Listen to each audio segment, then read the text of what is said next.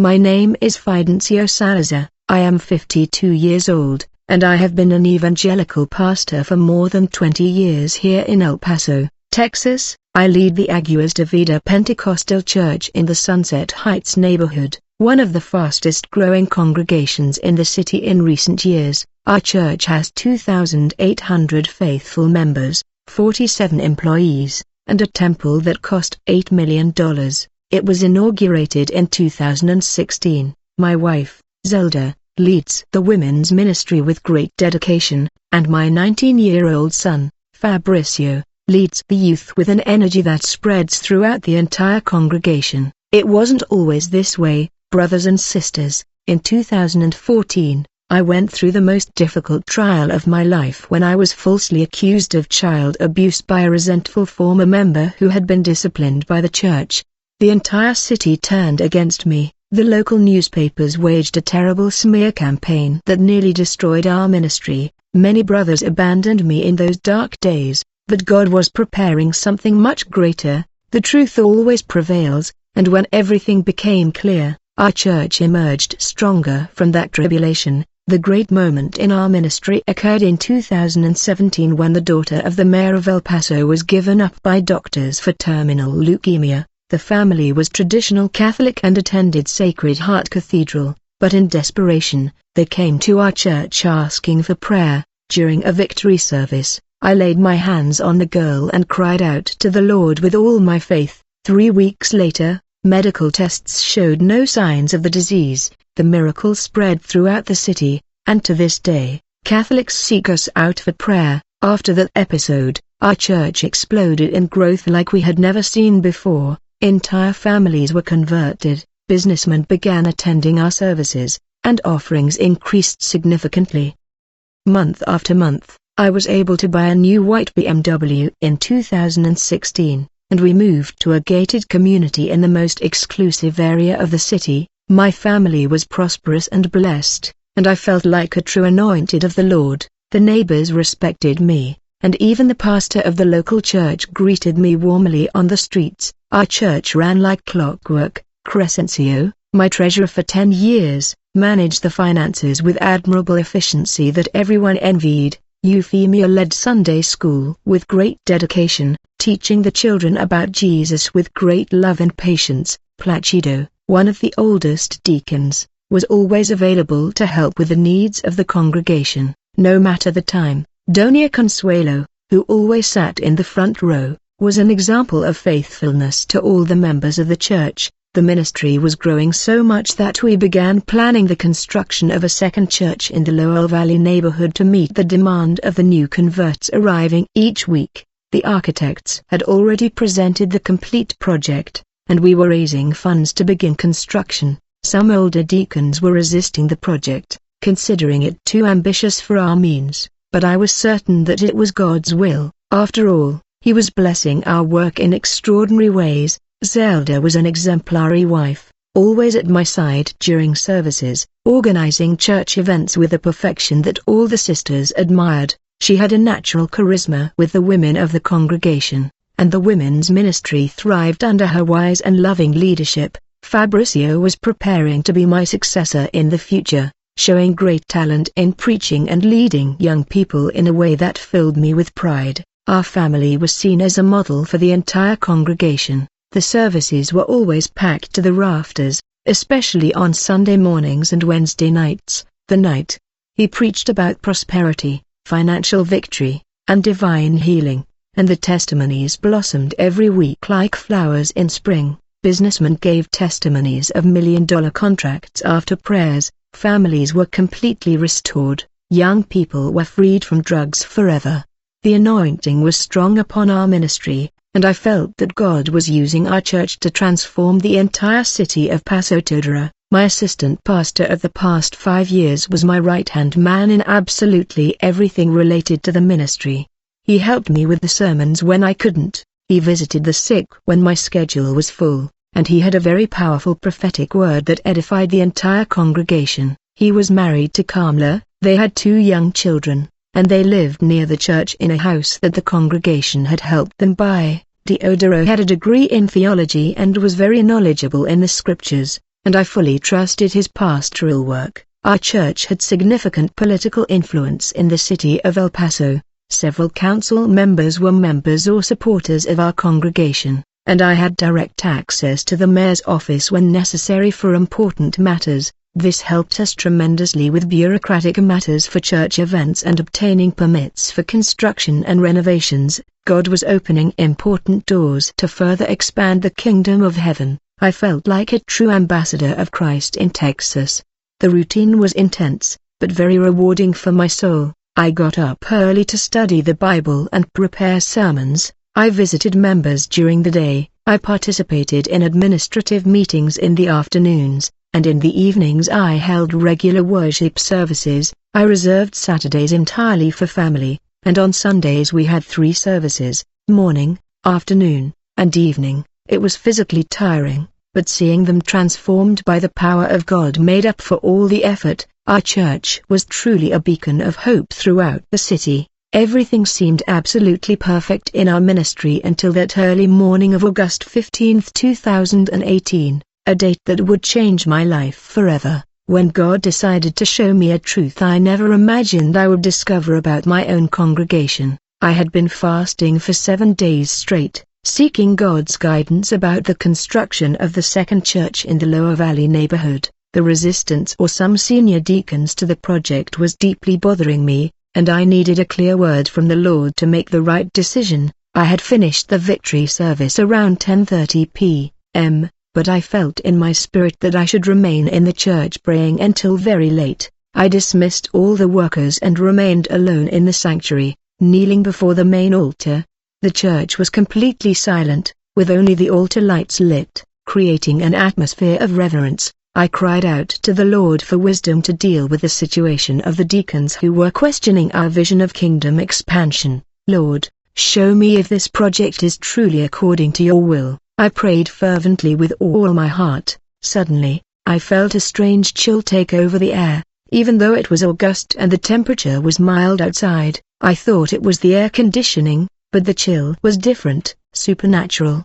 The church lights began to flicker strangely, once, twice, 3 times in a row, and then stopped completely. This had never happened before. Our electrical system was new and top quality, installed by the best electricians in the area. I raised my eyes to check for any technical problems, but at that moment, I felt a powerful presence filling the entire sanctuary. The silence became even deeper, as if time itself had stopped. It was then that I heard a voice as clear as crystal, yet as gentle as a desert breeze. It wasn't coming from any specific place. It seemed to echo from all directions at once. Fidencio, come see the truth about those who chant my name, the voice said with an authority that made my whole body tremble violently. My heart raced, and I knew immediately I was in the presence of God himself. It wasn't a hallucination. It wasn't fatigue from prolonged fasting. It was completely real.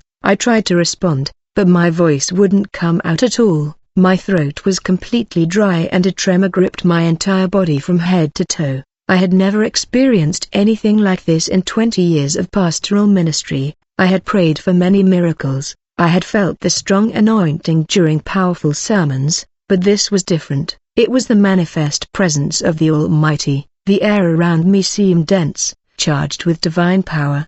The next day, we reviewed the church's security cameras to understand what had happened during the night. To our great surprise, the recordings showed a strange, bright light moving across the altar at exactly the time I was praying alone. Crescencio, who operated the security system, was left with no explanation. Pastor, I've never seen anything like this on the recordings, he told me, completely intrigued. The light wasn't of natural origin. It wasn't a reflection from a car or anything like that. I told Zelda about the supernatural experience when I got home, but she thought I was very tired from the prolonged fast. Love, you need to eat. You've been drinking only water for a whole week, she told me, very concerned about my physical condition, but I knew it wasn't a hallucination or physical weakness of any kind. My spirit was alert, my mind was clear, and that voice still echoed in my ears as if I had just heard it. Fabricio also questioned the experience when I mentioned it to him during family breakfast. Dad, Maybe God is talking about expanding the ministry further, about reaching more people.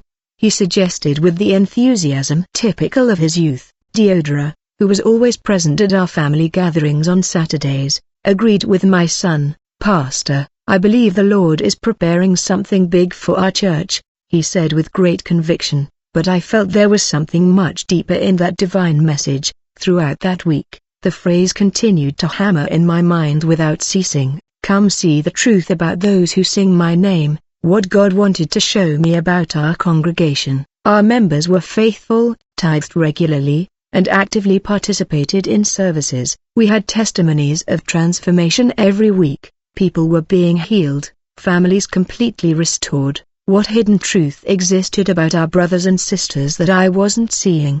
I prayed intensely during those days, asking for more revelation about the meaning of that heavenly message. I fasted for 3 more days, in addition to the initial 7, seeking a second word from the Lord. I read the Bible more intensely, especially the prophetic books, seeking to understand what God wanted to reveal to me. Something told me that this supernatural experience was just the beginning of something much bigger to come. The congregation noticed my change in behavior during that entire week. I was more introspective during sermons, more observant during regular services. I began to notice details that had previously gone unnoticed: facial expressions during worship, strange behavior from some members, conversations that would break off when I approached. It was as if God were sharpening my spiritual perception for something I was about to discover. 15 days after that first supernatural experience, while praying alone again in the church,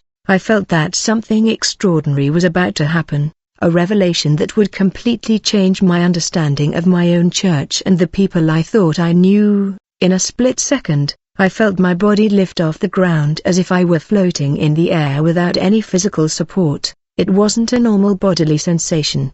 It was as if my spirit had been transported to another dimension completely different from anything I had ever known. My feet were no longer touching the cold floor of the church, and everything around me had transformed into a bright golden light that didn't hurt my eyes. The atmosphere was silent, but at the same time filled with a supernatural peace I had never experienced in my life. In front of me, a gigantic book the size of a large table materialized, with pages that shone like liquid gold melted in the sun. The edges were ornate with details that looked like inlaid precious stones, and a soft light emanated from each open page as if it had a life of its own. I tried to reach out to touch it, but my fingers simply passed through the pages as if they were made of pure light. It was the most beautiful and majestic object my eyes had ever beheld. I immediately knew what the Book of Life was, that sacred record the Bible mentions, where the names of all those truly saved in Christ Jesus are written. I could feel divine power emanating from every line, from every letter written in perfect, golden calligraphy. The words seemed to pulse with a life of their own, and I knew I was looking at something very few human beings had ever had the privilege of seeing in all of history. I began flipping through the pages, desperately searching for the names of my congregation members as I passed by. My heart pounded with anticipation. After all, we had 2,800 people in our church. Many of them were converted through our pastoral ministry. I started with the oldest members, those I was absolutely certain were saved. I first looked for Doña Consuelo, who had always sat in the front row for 15 years. Her name wasn't there. I flipped through several pages, looked in different sections of the sacred book, but Doña Consuelo's name simply didn't exist in the Book of Life. My stomach turned completely cold. How was this possible? She was one of the most dedicated sisters in the entire congregation. She never missed services, always contributing generous offerings to the work. I began searching for other familiar names, growing increasingly desperate with what I was discovering. As I flipped through the golden pages, I saw something even more disturbing and terrifying. Some names were being erased in real time by an invisible hand moving over the sacred pages. The gold ink simply disappeared as if it had never existed, leaving only the empty parchment. It was terrifying to realize that people were losing their salvation at that very moment for reasons I still didn't fully understand. I searched for the name of Crescencio, My trusted treasurer of 10 years, nothing at all. Euphemia from Sunday school, he wasn't present either. Placido, the deacon who always helped me with everything.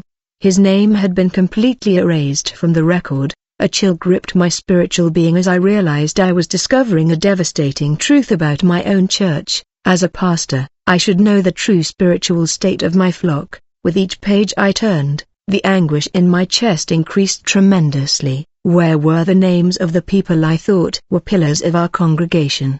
Where the worship leaders, the deacons, the sisters of the prayer circle were? Because the book was practically empty when it came to the members of the Aguas de Vida Pentecostal Church. I was beginning to understand that something was terribly wrong. I continued searching with more urgency, turning the golden pages faster and faster. I found a few names that I immediately recognized. Primitivo, the humble gardener who worked in church maintenance without ever complaining. Esperanza, the young woman with Down syndrome, whom everyone half ignored, but who prayed for everyone. Lona Refugio, the cleaning lady who always arrived early to clean the church.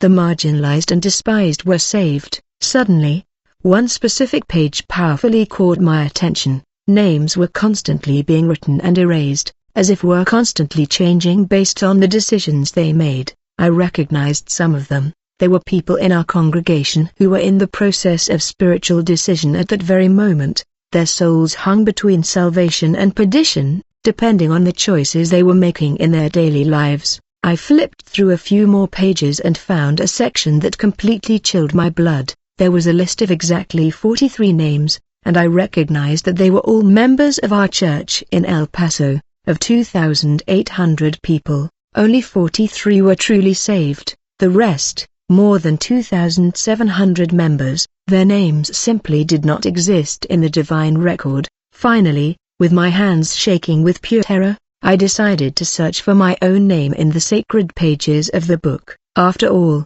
I was the shepherd, the spiritual leader, the one who guided the sheep along the right path. Certainly my name would be written in even more golden letters, but what I was about to discover about my own spiritual condition would leave me completely unfounded. The divine voice resounded again, this time with a harsher and more revealing tone that shook me to the core. Fidencio, now you will see the truth about those who call themselves my servants. The pages of the book began to turn on their own, pausing at specific sections where I could see details about the real lives of the members of my congregation. What began to be revealed left me completely shaken and speechless. Crescencio, your trusted treasurer, the voice said as images formed on the golden pages.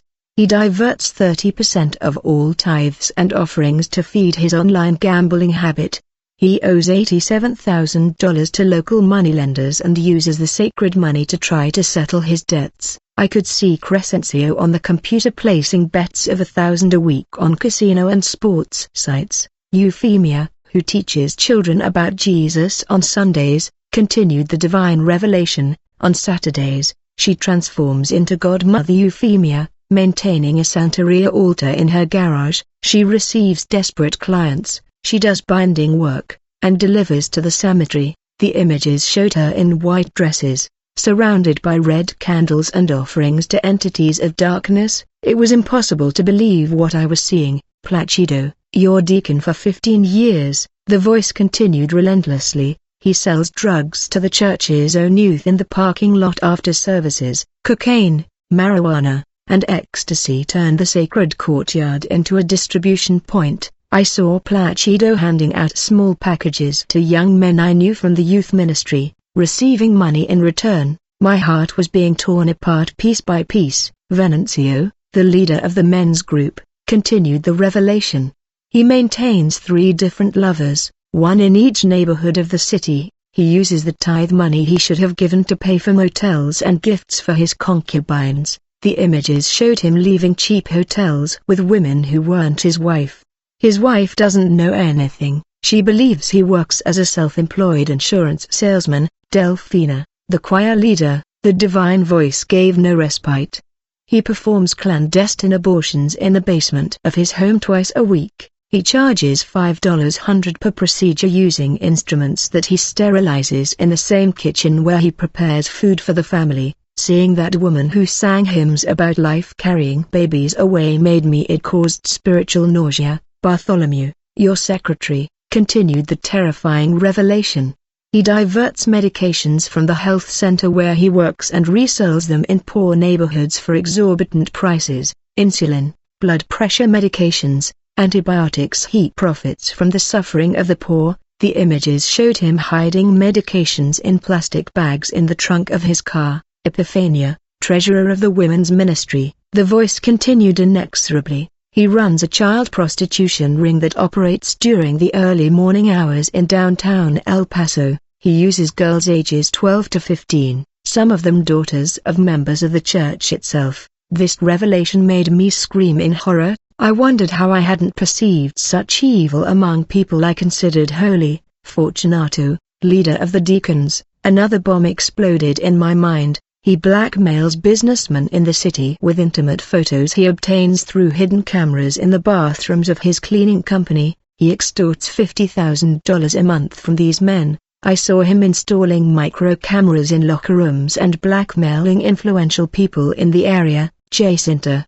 the coordinator of the Bible school, the voice kept revealing horrors. He kidnaps children from the streets and sells them to wealthy families from other states who want a legal adoption. He charges $100,000 per child. He has already sold 17 children in the last 2 years. The images showed her talking to homeless people, offering food in exchange for information about abandoned children. Every one of them sings my hymns on Sundays, the voice said with infinite sadness. They raise their hands during the worship services. They say hallelujah with fervor. They contribute with generous offerings, but their hearts are completely given over to darkness. They use my house as a facade to hide their abominations. I was trembling with horror, realizing that my church was a den of criminals disguised as saints. The divine voice paused for what seemed like an eternity before continuing with the most devastating revelation of all. Now, Fidencio, you will see the truth about your own family, about those you trust and love most in this world. Prepare your heart, Fidencio, the divine voice said with a compassion that made me tremble even more. What you are about to see about your own family will be the most difficult trial of your life. The golden pages turned again, and this time the images that began to form were of people who I loved more than my own life. My stomach tightened violently when I realized that not even my family was immune to this devastating revelation. Zelda, your wife of 25 years, began the revelation that would shatter my world. She has been in an adulterous relationship with Todora, your assistant pastor, for exactly 2 years and 4 months. The images formed clearly before my eyes. My wife and my right-hand man in the ministry kissing passionately in the church office after services. I saw them together at the motel on Highway 85 every Tuesday afternoon, when I thought she was visiting her sick mother. They meet 3 times a week. The relentless voice continued, Tuesdays at the motel, Thursdays at Todora's house when Kamala travels to visit family, and Saturday mornings at the apartment they rented together in the central El Paso neighborhood. I saw my wife lying blatantly, fabricating commitments to the women's ministry, to meet my shepherd auxiliary. 25 years of marriage, it had been nothing but a sham for the past 2 years. Fabricio, your beloved son, the revelation continued to destroy every piece of my heart. He uses the youth ministry as a front for a drug money laundering operation. The events they organize, the retreats, the conferences, everything serves to launder dirty money. I saw my own son receiving suitcases of money from known drug traffickers in the border region, transforming our church into a front company for organized crime. He charges a 20% commission on each operation. The voice continued to tear at my soul. In the last year, he laundered $2,400,000 through church events. The money comes in as donations from anonymous businessmen and comes out clean through expenses such as sound equipment, decorations, and catering for the events. My son, the boy I raised in the ways of the Lord, had become a professional criminal. Todora isn't just your wife's lover, more than that. Bombs were exploding in my mind. He is Fabricio's mentor in this criminal operation. He was the one who introduced your son to the region's drug traffickers last year. Todra has connections to organized crime since before he entered the ministry. I saw my assistant pastor in secret meetings with known criminals, planning how to use our church to launder drug money. Your wife knows everything about her son's criminal activities. The revelation continued to destroy me inside. She is the one who falsifies the event invoices, creates the false expense reports, manipulates the church's accounting. Zelda is not an innocent victim. She is a seasoned criminal who chose to betray you in every way possible. Watching my wife sign fraudulent documents made me feel like I was dying inside. The apartment they rented in central El Paso, the divine voice continued, it serves as a temporary depot for drugs before distribution. Todra and Fabricio use that place to store cocaine and crack cocaine coming from Mexico. Your wife helps package the drugs into small packages for retail sale. My entire family is conspiring against me and against God at the same time. Fabricio plans to take over the church when you die or retire. More terrifying details were revealed. He has already spoken with the drug traffickers about expanding the operation, transforming our entire congregation into a megachurch that would be the largest money laundering operation in all of Texas. My own son dreamed of transforming God's house into an organized crime empire. They plan to get rid of you very soon, the voice said with infinite sadness. Todra and Zelda have already discussed putting poison in your food gradually, simulating a natural heart problem. They want you to die as a respected pastor so they can inherit the church and expand illegal businesses without interference. My own wife plotting to kill me. During these 2 years, while you fasted and prayed seeking God's will for your life, the revelation reached its climax. Your family was building an empire of lies and betrayal, criminality using the sacred name you honor so much. I felt as if my soul was being ripped from my body piece by piece. Everything I believed about my life was a complete illusion. And now, Fidencio, the voice said, preparing for the final blow, the time has come to see how many members of your congregation are truly saved and to discover exactly what your own spiritual condition is before my throne. The golden pages turned again, this time pausing on a specific section that made me understand the full extent of the spiritual tragedy of my congregation of 2,800 people who attend your church. Fidencio, the divine voice said with profound sadness, only 43 names are written in the book of life. The number was so small that I had difficulty processing it. Less than 2% of my members were truly saved. Look who the true chosen ones are. The voice continued as the names began to appear in shining gold letters. Primitivo Sanchez, the 62-year-old gardener who works in church maintenance. He donates half of his minimum wage to needy families in the congregation, but never tells anyone. He was fasted every Friday for 15 years, praying for the church members, via Primitivo silently cleaning the church, praying for every pew he fixed. Dona Refugio Aguilar, the 70-year-old cleaning lady who arrives 2 hours before every service to prepare the atmosphere. The list went on. She prays for every person who will sit in those pews, asking God to touch each one's heart. She never spoke ill of anyone in 70 years of life, even when she was betrayed by her husband and abandoned with 5 small children. Dona Refugio was practically invisible to most the members, but she was precious in God's eyes. Esperanza Quiroga, the 23-year-old woman with Down syndrome, whom everyone half ignores, the revelation continued. She prays for her enemies every night before going to sleep, including those who mock her because of her disability. She instantly forgives any offense and loves people with a pure heart that few achieve. I saw Esperanza praying alone in her room, asking for blessings for people who mistreated her. Crisanto Villanueva, the 45-year-old homeless man who sleeps in the church parking lot. The voice continued revealing the true saints. He never misses services, even though he has been starving for 3 days. He shares his only meal of the day with other homeless people and always offers to help clean up after events. Crisanto was sometimes kicked out by the guards, but he always returned to the next service without paying. Resentment. Orleana Montmayor, the 38-year-old former prostitute who converted 2 years ago. Another name appeared in the Holy Book. She is avoided by many members who know her past. but she dedicates her life to rescuing other women from prostitution. She has already managed to get 12 girls off the streets, using her own domestic salary to rent rooms for them. Oriana always sat in the back of the church, but her heart was closer to God than many in the front row. Dionisio Cabrera, the 50-year-old physically disabled man who comes in a wheelchair.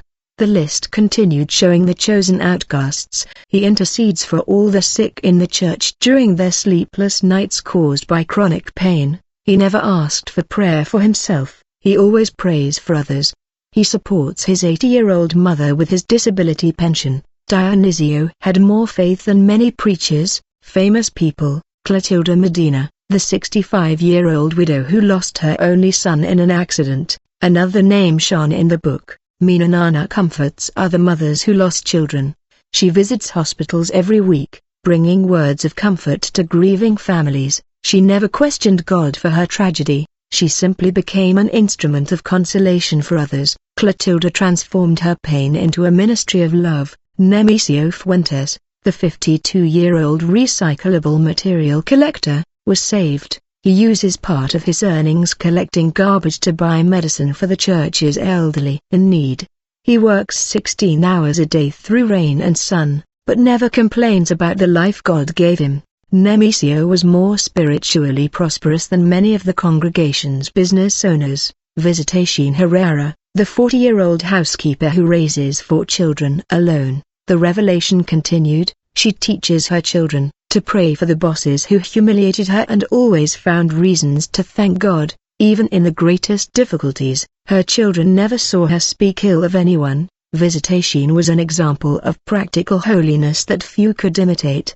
These 34 people like them are the only ones truly saved in your congregation, the voice said, with a mixture of joy and sadness. While the rich and powerful in your church live in sin, the poor and despised are the ones who truly know my heart. It was exactly as Jesus had taught. The last would be first in the kingdom of heaven. All of them are ignored, marginalized, or despised by the most influential members of the church. The divine voice concluded, but their names shine brighter in my book than the stars in the firmament.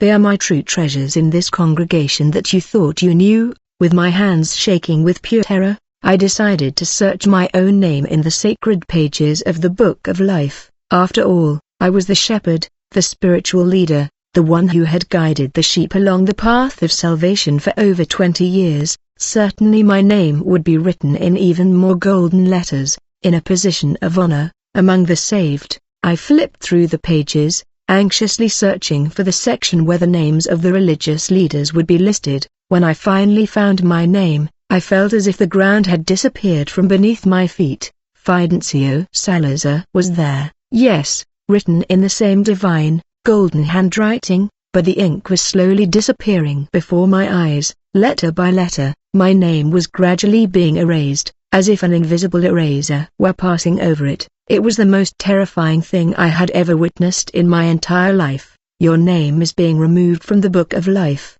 Fidencio, the divine voice said with a sadness that pierced my soul. You started well, but you strayed from the true path. You no longer preach the pure gospel, you preach material prosperity. You no longer seek the salvation of souls, you seek the financial growth of your church. Each word was like a razor cutting my heart to pieces. You sell blessings in exchange for generous offerings. The voice continued, relentless voice. You promise healing to those who give the most money. You guarantee prosperity to faithful tithers. You use my name to enrich yourself. You transformed my house into a business. Just like the money changers I expelled from the temple, I saw images of myself preaching that God would financially bless those who contributed the most, promising material returns for spiritual investments. Your downfall began in March 2016. The voice specified with surgical precision when you bought that white BMW X5 with your tithe money.